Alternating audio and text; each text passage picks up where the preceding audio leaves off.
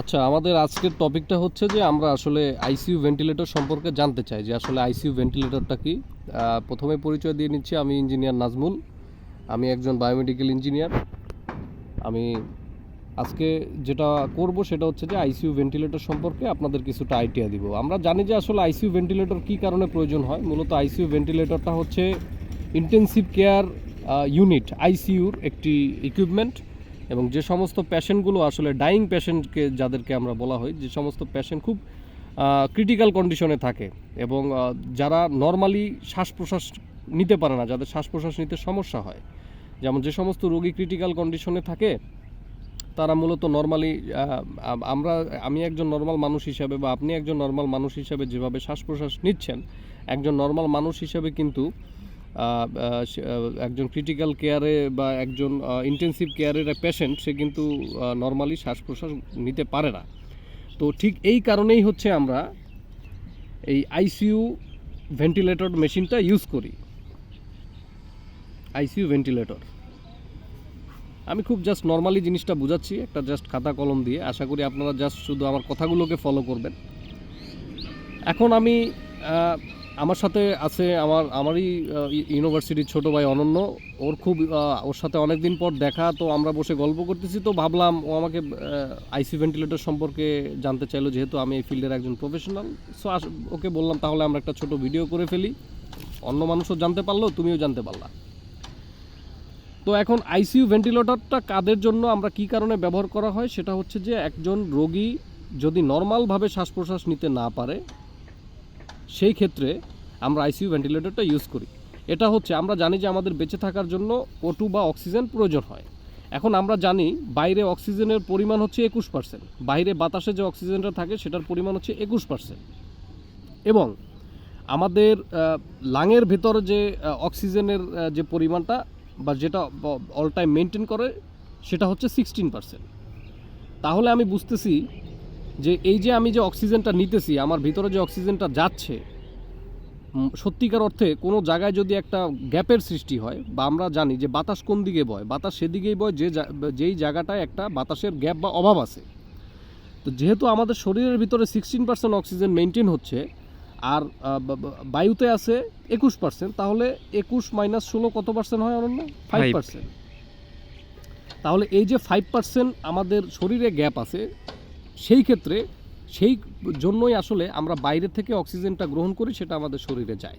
যদি এরকম হতো যে আমাদের শরীরে যেমন ঠিক উল্টা জিনিসটা কার্বন ডাইঅক্সাইডের ক্ষেত্রে ঘটে, আমাদের শরীরে বাইরের তুলনায় আমাদের শরীরে কার্বন ডাইঅক্সাইডের পরিমাণটা বেশি থাকে, যার কারণে আমরা যখন অক্সিজেনের যেহেতু আমাদের 5% গ্যাপ আছে, সেই কারণে আমরা অক্সিজেনটা গ্রহণ করি।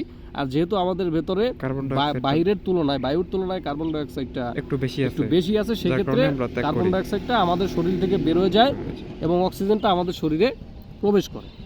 এখন একজন পেশেন্ট যদি ক্রিটিক্যাল কন্ডিশনে থাকে, তার শারীরিক যে কোনো একটা ডিসঅর্ডারের কারণে সে যদি নর্মালি ব্রেথ না করতে পারে, সেই ক্ষেত্রে সে যদি নর্মালি অক্সিজেন তার শরীরে যতটুকু প্রয়োজন সে যদি সেটা গ্রহণ করতে না পারে, সেক্ষেত্রে তাকে আইসিইউতে রাখার প্রয়োজন হয়।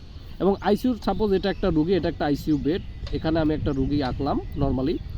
আর আমি জাস্ট একটা আইসিইউ রুমে আইসিইউ ভেন্টিলেটরটা কীভাবে থাকে এবং সেটার কানেকশন বা কোথায় কীভাবে সেটাকে সেট করা হয় সেটা আমি বলি।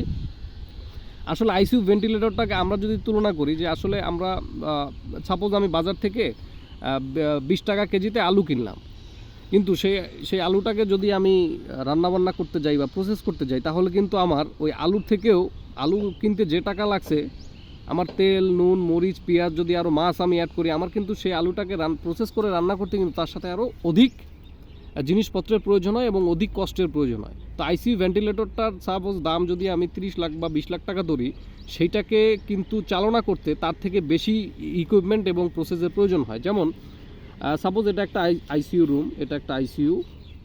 তো আইসিইউ রুমের এটা হচ্ছে আইসিইউ বেড, এটাকে আমরা আইসিইউ বেড বলি, আইসিইউ পেশেন্ট বেড। আর এটা হচ্ছে পেশেন্ট, সে একটা ক্রিটিক্যাল কেয়ার কন্ডিশন বা সে একটা ক্রিটিক্যালি তার শরীরের অবস্থা ক্রিটিক্যাল, যার কারণে সে আইসিইউতে তাকে ঢোকানো হয়েছে। এবং ঠিক এই জায়গাটায় পেশেন্টের মাথা বেডের পাশে একটা আইসিইউ ভেন্টিলেটর আছে, এই রোগীটাকে যেখান থেকে ভেন্টিলেটরে রাখা হয়েছে। এবং ঠিক এই দেয়ালের পাশে এখানে একটা বোর্ড ডিজাইন করা হয়, যেটার ভিতরে 3টা পয়েন্ট থাকে, যে পয়েন্টের সাথে হোস পাইপ দিয়ে এই আইসিইউ ভেন্টিলেটরের সাথে কানেক্টেড থাকে। এগুলোকে আমরা হোস পাইপ বলি। আমার লেখা খারাপ হওয়ার জন্য সরি, আর জাস্ট একটা শর্টকাট ভিডিও করার জন্য এটা বানাইছি, যাতে আপনারাও জানতে পারেন। তো এই হোস পাইপের ভিতরে এই হোস পাইপ যে এখানে বোর্ডের সাথে আইসিইউ ভেন্টিলেটরের সাথে যে কানেক্টেড থাকে, এটার প্রথম যে পয়েন্টটা থাকে সেটা দিয়ে আসলে বাইরে থেকে অক্সিজেনটা ঢোকে, এবং এই অক্সিজেনটার ঢোকার জন্য কিন্তু অক্সিজেন একটা প্ল্যান তৈরি করতে হয়। আমরা জানি বিভিন্ন বড় বড় হসপিটালে কিন্তু অক্সিজেন প্ল্যান্ট আছে। সেক্ষেত্রে আমরা বলতে পারি যেমন লিন্ডি, ইসলাম অক্সিজেন, এরা অনেক বড় বড় অক্সিজেন বাংলাদেশে ম্যানুফ্যাকচারিং কোম্পানি যারা অক্সিজেনগুলো সরবরাহ করে থাকে, এবং আমরা দেখি এরকম অক্সিজেন প্ল্যান্টগুলোকে দেখি। সো এই অক্সিজেন প্ল্যান্ট থেকে অক্সিজেনটা এই পয়েন্টের যে এই হোস পাইপ দিয়ে আইসিইউ ভেন্টিলেটরের ভিতরে প্রবেশ করে, সেখান থেকে রোগীর ভিতরে যায়। এবং এখানে আরেকটা জিনিস দরকার হয়, সেটা হচ্ছে কম্প্রেস এয়ারের জন্য একটা ছোটোখাটো প্ল্যান্ট থাকে, যেটা হসপিটালের নিচের দিকে আমরা একটা সাইডে দেখতে পারি।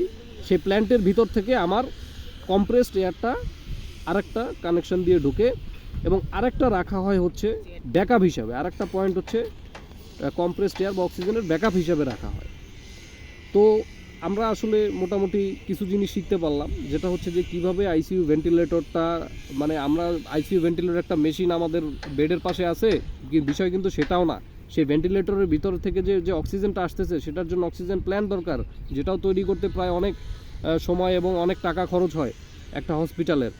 বা সেটা আবার ওই অনেকে ব্যাকআপ অক্সিজেন প্ল্যান্ট থাকে না, যার কারণে তারা ব্যাকআপ অক্সিজেন সিলিন্ডার রাখে হসপিটালের নিচে।